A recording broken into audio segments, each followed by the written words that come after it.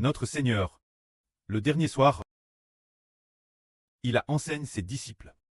Se dire que la vie des disciples doit être dans le Seigneur Jésus-Christ.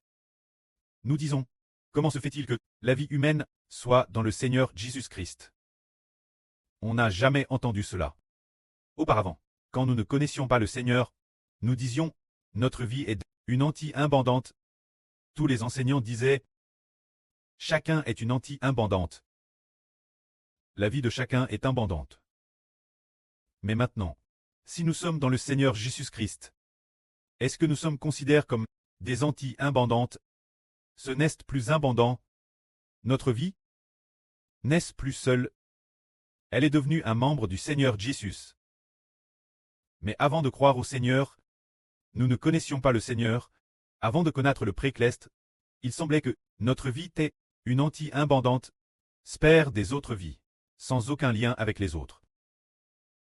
Parce que nous pensions que notre vie était dans notre cœur, la vie l'intérieur de notre cœur nous alimente continuellement, et ainsi nous vivons. Mais maintenant, après avoir connu la vie, nous découvrons que nous ne sommes pas imbandants, mais que nous sommes devenus des membres du Seigneur Jésus-Christ. C'est tout comme un arbre. Nous sommes les branches d'un arbre. La branche ne dira pas « Je suis une branche imbandante, je n'appartiens pas. » Cet arbre. Alors, si la branche n'appartient pas à cet arbre, c'est comme si elle était coupe. Elle se déchirait et mourrait. Autrefois, quand nous étions des unités imbandantes, des anti-imbandantes, notre vie n'était pas. Notre vie n'était pas connectée au Seigneur. Autrefois, quand le frère Ashbert étudiait, l'enseignant disait « Chacun est une anti-imbandante. Imbandants les uns des autres. » Ainsi, il n'y avait pas. Nous ne savions pas que notre vie est imbandante, et nous n'étions pas connectés Dieu. Et nous ne connaissions pas le Seigneur. Ainsi, notre vie n'était pas avec Dieu, ni connectée au Seigneur. Nous avons donc vécu cette vie de pchet d'antite imbandante. Tant notre propre Dieu, tant notre propre maître. Ce genre de vie, nous décidions par nous-mêmes, n'acceptant pas Jésus comme notre Seigneur, n'acceptant pas l'Éternel comme notre Dieu. Par conséquent, notre vie n'était pas connectée Dieu. Notre vie n'était pas non plus connectée au Seigneur. Ainsi en nous, c'est une vie de pchèche. Sans la vie éternelle, avoir la vie éternelle, c'est que notre vie soit avec Dieu. Une vie connectée au Seigneur. Pour avoir la vie éternelle, une telle vie peut alors porter des fruits abondants de vie. Propos de cela, ce moment tel le Seigneur Jésus-Christ. Le dernier soir, il a donné une parabole, il s'est compare. Un cep de vigne et le précleste et le vigneron. Ses disciples, ceux qui croient au Seigneur, sont les sarments de ce cep. C'est dire que le Seigneur enseigne que la vie des disciples est liée celle du Seigneur. Si les disciples se séparent du Seigneur, ils n'auront pas la vie éternelle en eux. Si les disciples restent fermement dans l'amour du Seigneur, reconnaissent le nom du Seigneur, et aiment aussi profondément le Seigneur, alors la vie des disciples et celle du Seigneur sont liées ensemble. Tout comme le cep et les sarments. Ainsi, les sarments reçoivent toujours la vie depuis le cep, de sorte que les sarments ne chaînent pas, mais au contraire deviennent verdoyants, et portent beaucoup de fruits. C'est cela, l'enseignement que le Christ Seigneur a donné. Alors, le frère Heber va simplement lire un court passage, quelques paragraphes pour expliquer, concernant notre vie, qui doit demeurer fermement dans le Seigneur. Cela signifie que nous devons laisser la vie du Seigneur Jésus demeurer en nous. Se dire aimer profondément le Seigneur, obéir au Seigneur, et obéir l'Esprit du Seigneur, et aimer profondément le nom du Seigneur. Ainsi, nous sommes comme les sarments d'un cep, qui demeure dans le cep, sans scène spareur. Si nous n'obéissons pas l'Esprit du Seigneur, et que nous nous séparons du Seigneur, c'est tout comme les gens du monde, qui sont des individus imbandants, qui ne connaissent pas le Seigneur, qui ne croient pas au Seigneur, alors ils n'ont pas la vie du Seigneur qui entre en eux. Lisons donc cela. Le Seigneur dit ceci. Je suis le vrai cep, et mon pré est le vigneron. Tout sarment qui est en moi, et qui ne porte pas de fruit, il le coupe, il le retranche, et tout sarment qui porte du fruit, il le monde, afin qu'il porte encore plus de fruits. J'ai vous, cause de la vie que je vous ai annonce-vous et purifie. Le Seigneur ceste compare. Un vrai cep de vigne. Et le pré cleste est le vigneron.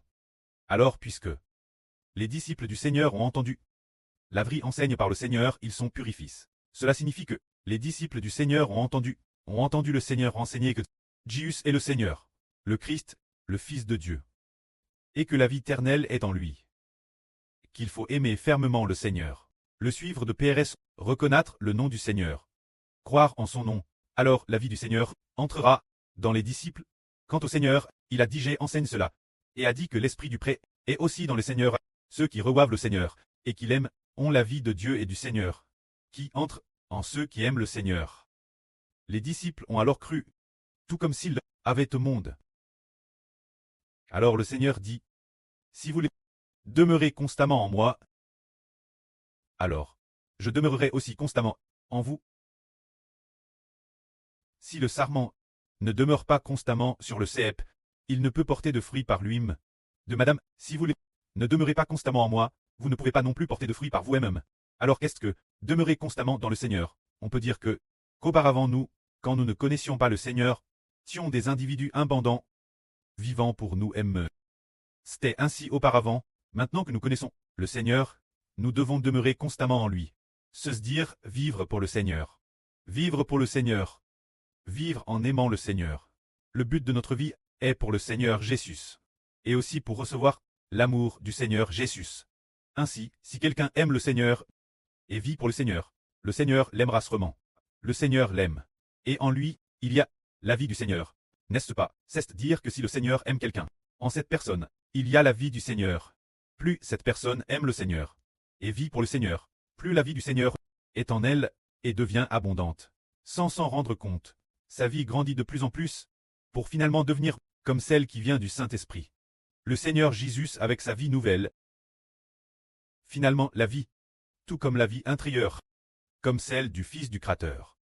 Le Seigneur Christ, les frères et sœurs disent, le Seigneur Christ est venu dans le monde en tant qu'homme, devenant le Fils de Marie. Son apparence extérieure est aussi très ordinaire. Si notre vie ressemble à la sienne, ne serait-elle pas très ordinaire? La vie extérieure du Seigneur Jésus est semblable à celle des hommes. Et madame, par rapport aux gens ordinaires, on a encore plus ordinaire. Une apparence tout fait ordinaire. Mais la vie l'intérieur est pourtant, dans l'imparfaite apparence, l'esprit l'intérieur est pourtant le créateur de l'univers. Tous les anges, les chérubins, les anges puissants, lui obéissent tous. C'est-à-dire que la vie qui habite dans le Seigneur est celle qui a créé toutes choses. Nous croyons au Seigneur, non pas pour son apparence extérieure, qu'il soit beau ou non. Non, ce n'est pas cela. Car le Seigneur est esprit, il cesse simplement, au travers d'un corps de chair, offert aux frères et sœurs, et offert l'humanité. L'esprit qui habite dans cette apparence appelle Jésus. Si ordinaire, cet esprit l'intérieur de cet homme, l'esprit qui habite en lui, et appelle l'esprit du Christ. Se dire l'esprit de l'arbre de vie. Se dire que tous doivent recevoir de ce qui appelle l'esprit en Jésus-Christ. La vie éternelle en lui. Dans ce cas, si quelqu'un aime le Seigneur, l'aime profondément, la vie l'intérieur devient de plus en plus ferme. De plus en plus semblable celle du pré-cleste Jova. Ce genre de vie, c'est pourquoi le Seigneur dit de nous laisser demeurer en tout temps dans le Seigneur. Se dire croire en lui chaque instant. Et vivre pour le Seigneur. Pour faire simple, c'est que tout ce que l'on fait, soit pour le Seigneur, tout comme nous. Prenons un exemple maintenant. Prenons l'exemple d'une sœur. L'exemple de la sœur Zhao Huan. Par exemple, auparavant, la sœur n'était pas encore dans le Seigneur. Bien qu'elle ait cru au Seigneur, mais cette époque, il y a plus de 10 ans, elle a vu une vision la concernant. Elle a vu qu'il y avait un arbre poussant dans le désert. Alors, cet arbre n'avait pas de branches. Il était dèche, complètement nu, sans aucune feuille verte. C'était une vie dèche. Alors pourquoi est-ce une vie dèche? Parce que son amour pour le Seigneur n'était pas en elle, ou seulement un tout petit peu. Mais n'était pas l'amour du monde qui remplissait son cœur. Cette époque la sur aimait le monde, vivait pour le monde, vivait pour elle-même, l'amour du monde. T'es en elle. L'amour pour le Seigneur existait peut-être, mais il était infime. si infime que sur une journée de 24 heures. L'amour pour le Seigneur. Il n'errait tête peut-être madame pas pendant 1 heure. Probablement pas madame 10 minutes, c'est pourquoi sa vie ceste d'èche. Mais, depuis qu'elle a connu Heber, depuis qu'elle a connu le frère Heber, la sœur aime de plus en plus le Seigneur, l'aimant profondément, et elle ne vivait plus. Pour elle vivait pour le Seigneur. Ainsi, plus elle aimait le Seigneur, plus cela équivalait ce que le sarment soit sur le cep de vigne. Alors, le cep de vigne, t'es aussi dans le sarment, la vie du cep, entrait dans le sarment. C'est se dire que la sœur vivait pour le Seigneur, et plus elle aimait le Seigneur, plus la vie du Seigneur entrait dans la sœur Jaourouane. L'esprit du Seigneur la nourrissait abondamment, l'esprit du précleste la nourrissait aussi abondamment. La vie du précleste et du Seigneur t'est de plus en plus dans la sœur, pour la nourrir de l'intérieur, faisant en sorte que la sœur soit sur le cep, avec des branches et des feuilles abondantes, et porte beaucoup de fruits. C'était donc magnifique. Elle pouvait être établie comme la reine du royaume des cieux. Se dire la reine du royaume des cieux, ce qui signifie la MRR du royaume des cieux, ce qui signifie que de TRS nombreuses personnes allaient toutes obtenir la vie éternelle cause d'elle. Parce qu'elle allait assister le frère Heber pour l'œuvre de l'évangile, et il serait bénisse grâce elle. C'est parce qu'elle aimait profondément le Seigneur. Qu'alors le Seigneur a profondément aimé cette personne, et ainsi la vie du Seigneur est en dans cette personne, pour que cette soit bâtie dans la noblesse. Ensuite parlons au sujet du frère Ashber.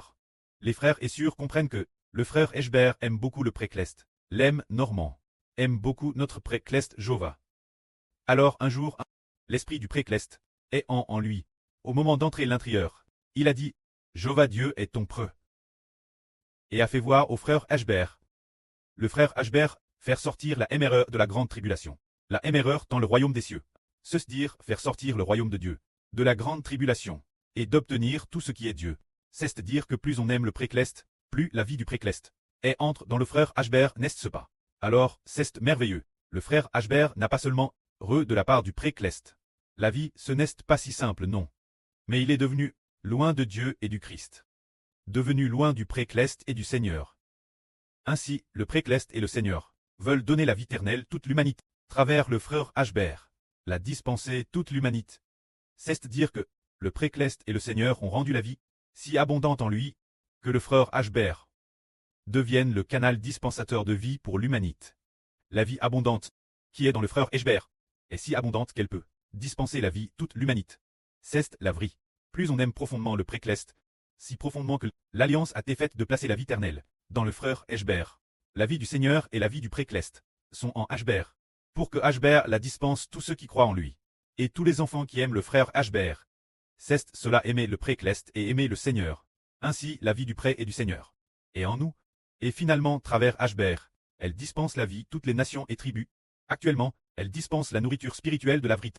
Et dans un avenir proche, ce sera la vie éternelle, qui, depuis le frère Ashber, entrera dans toutes les nations et tribus. C'est cela. Très dans le Seigneur, très dans le précleste.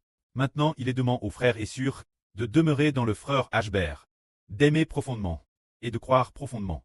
Alors le pré et le Seigneur, qui sont en Ashber, vont travers le frère Ashber, dispenser aux frères et sœurs cet amour profond, et cette foi profonde.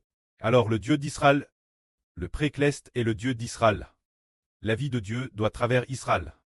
Entrer dans les enfants d'Israël. Le Seigneur est le pré d'Israël. Alors le Seigneur Jésus-Christ va travers Israël, ce Fils, entrer dans tous ceux qui croient. Tout cela parce qu'il vit intérieurement pour le pré et le Seigneur, et aime le pré et le Seigneur de toute sa vie. La vie du pré et du Seigneur est ainsi en Ashber, et elle dispense toutes les nations et tribus. Que la gloire soit rendue au pré et au Seigneur. Amen.